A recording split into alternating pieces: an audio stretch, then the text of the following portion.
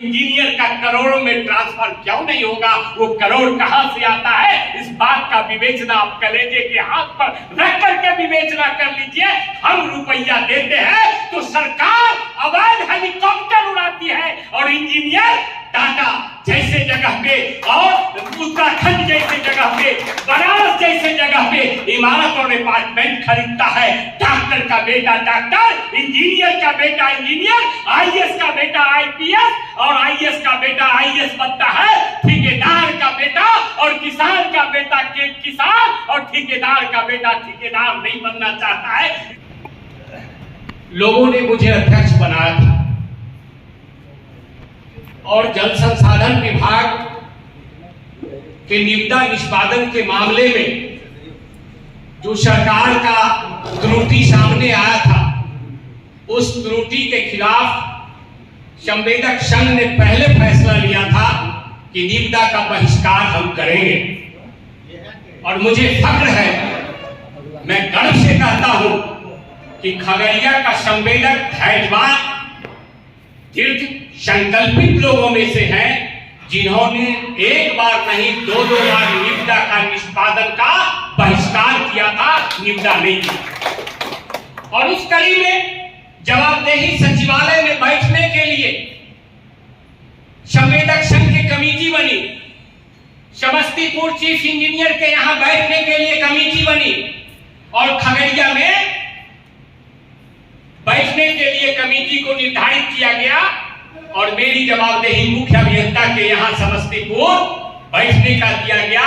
ठंडी का समय था, आदरणीय अरविंद यादव जी बैठे हैं संवेदक, मैं ससुराल में ठहर करके निविदा निष्पादन का बहिष्कार करवाने का काम किया था और सुबह बिहार में बहिष्कार हुआ था, जो फ्लड फाइटिंग के सवाल पर हम लोगों ने बहिष्कार किया और सफल भी हुए हम बहुत हद तक।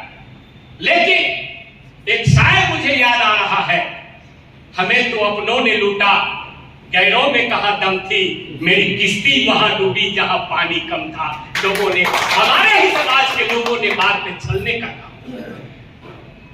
सम्मानित मंचासीन साथियों और उपस्थित संवेदक साथियों, मैं कुछ ध्यान आकृष्ट करूंगा कि इंजीनियर निर्देशक हो सकते हैं, हम शिल्पकार हम हैं।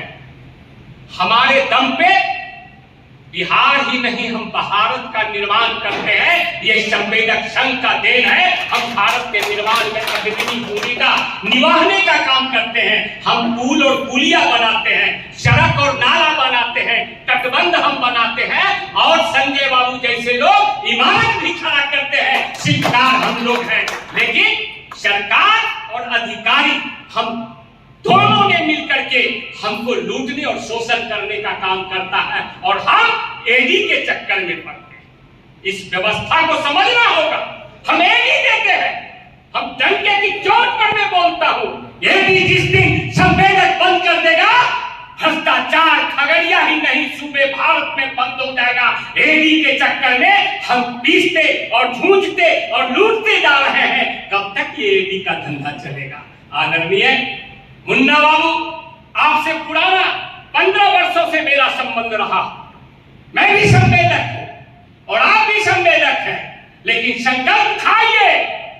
इस महफिल में तमाम लोगों से मैं निवेदन करता हूं कि जिसके पास जितना औकात है, एडी दे करके काम लेते हो, छोटे भाई हमारे छूट जाते हैं। इस एडी के चक्कर में आप बड़े संवेदक मत करना। छोटे को भी हकमारी आप ही करते हो, इसलिए छोटे को भी आप देना पड़ता। यदि मैं ठेकेदारी ना करूं तो अपने बच्चे को इंजीनियर और डॉक्टर नहीं बना सकता, क्योंकि खेती घाटे का सौदा है।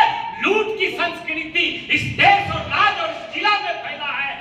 हम लूट रहे हैं, हम किसान लूट रहे हैं, हम संवेदक लूट रहे हैं। लूटने वाला कोई नहीं, सत्ता पे बैठे हुए अधिकारी हो या मंत्री हो।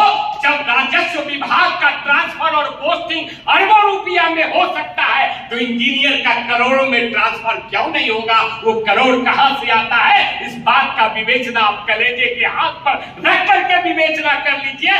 हम रुपया देते हैं तो सरकार अवैध हेलीकॉप्टर उड़ाती है और इंजीनियर टाटा जैसे जगह पे और उत्तराखंड जैसे जगह पे, बनारस जैसे जगह पे इमारत और अपार्टमेंट खरीदता है। डॉक्टर का बेटा डॉक्टर, इंजीनियर का बेटा इंजीनियर, आईएएस का बेटा आईपीएस और आईएएस का बेटा आईएएस बनता है। ठेकेदार का बेटा और किसान का बेटा किसान और ठेकेदार का बेटा ठेकेदार नहीं बनना चाहता है। इस बात का विवेचना आपको करना है, चूंकि शोषण के परिंदे में हम पीस रहे हैं।